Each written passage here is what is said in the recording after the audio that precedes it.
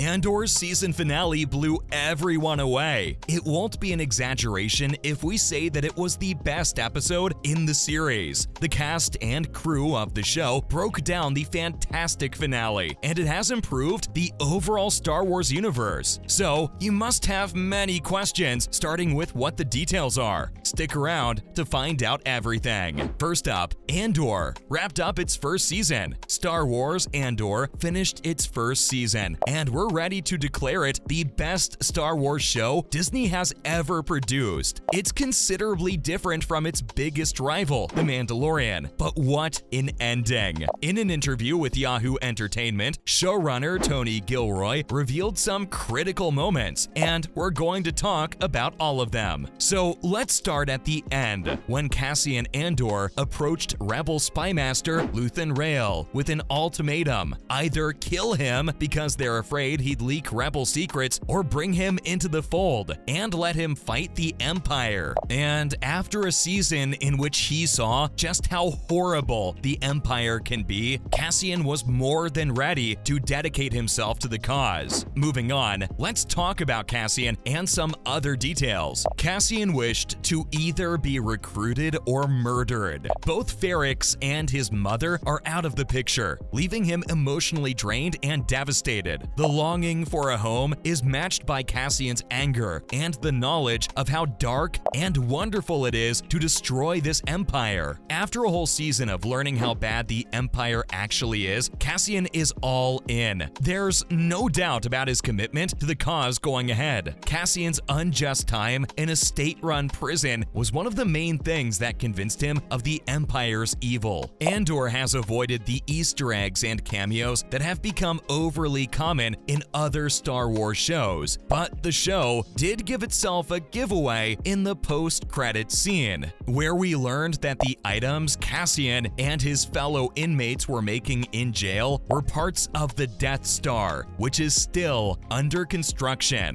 Following up, Denise Goff got impressed with Star Wars Andor. The story's originality is a significant part of what set Andor apart from all the other Star Wars franchises. There are no Skywalkers, no lightsabers, and very few aliens. It's just a bunch of space fascists and the people who oppose them. Star Denise Goff, who plays space fascist Deidre Miro, said the show just so happens to be a Star Wars series. It's up to you whether that's a good or bad thing, but it was different, and that was exciting. She said that the language in the show is specific and technical. The actress had to prepare herself on the first day to do her parts, and that's why she loves this character. She feels like she's working on a play but on television. Usually, she has to adapt, but with this Star Wars series, she can use all her theater experience. Also, thanks to Andor, she got to work with some of the best theater actors in the world. Another area in which Andor differs from other Star Wars stories is that the bad guys appear more typical. People like Deidre and Cyril Karn may be authoritarians, but we spend so much time with them going about their daily lives to empathize with them. It thrilled Goff to be a part of a series that pushes such limits. Take a look at her character. She's a woman who guys surround, but it's not all about her gender. Andor depicts a woman who may be as corrupt as a man and emphasizes the impact power can have on everyone. Let's learn more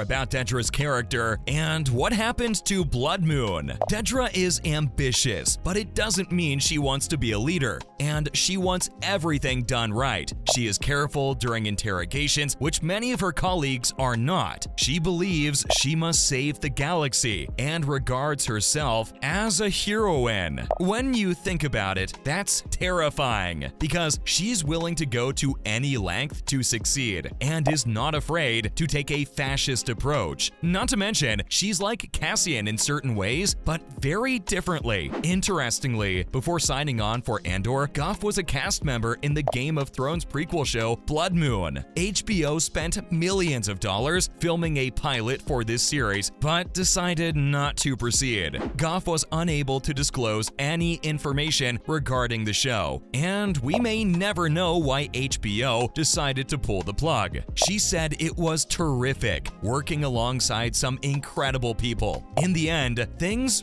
didn't go well, but stuff like this happens all the time. Coming up, Andor's first season finale made Star Wars better. Andor, like Star Wars, has always been about more than how its titular vagabond became a freedom fighter. Andor emphasized the universal power of collective action from the start, demonstrating how resistance to fascism is both an action and a state of mind. But in its season 1 finale, Andor got back to work about what it means for humans to fight each other, establishing its place as one of Star Wars' most franchise-defining episodes. Despite being the dramatic end of Andor's first season, writer Benjamin Caron and director Tony Gilroy's Rick's Road feels like the start of something monumental. Cassian put a target on his back by killing 2 Empire-aligned security guards, and he spent most of this season getting a better knowledge of what a terrible time he and his loved ones have been going through. If it hadn't been for Andor's actions on Morlana 1, the Empire would never have focused so intently on the planet Ferrix. Andor might not have ended up in prison like others who got wrongfully sentenced to labor if he had kept a lower profile. Andor's mother, Marva, may still be alive, and his friend Bix could have escaped the torture if he'd kept his head down. Up next, Andor's choices put him on the path to meeting rebels. Andor's decisions led him to meet rebels like Luthen Rael and Velsartha, just as the Rebel Alliance grew into a powerful presence. The explosions that symbolically shook Aldhani reverberated so far and wide throughout the galaxy that Mon Mothma and the other senators on Coruscant could feel their influence long before anybody realized what was going on. In the opening scenes of Rick's Road, Cassian secretly returns to Ferrix for Marva's funeral, unaware of his decision's impact on history. What makes Rick's Road such a great season finale is how it develops into a brilliant depiction of both sides of the Force pushing in multiple directions that have nothing to do with space wizards. Not to mention, the show didn't discuss unseen energy. Andor has spent less time discussing the unseen energy that connects all the fictional world's living things than Disney Plus's other Star Wars shows. But Rick's Road feels like a reminder of how the Force runs through everyone, manifesting itself through their wishes and actions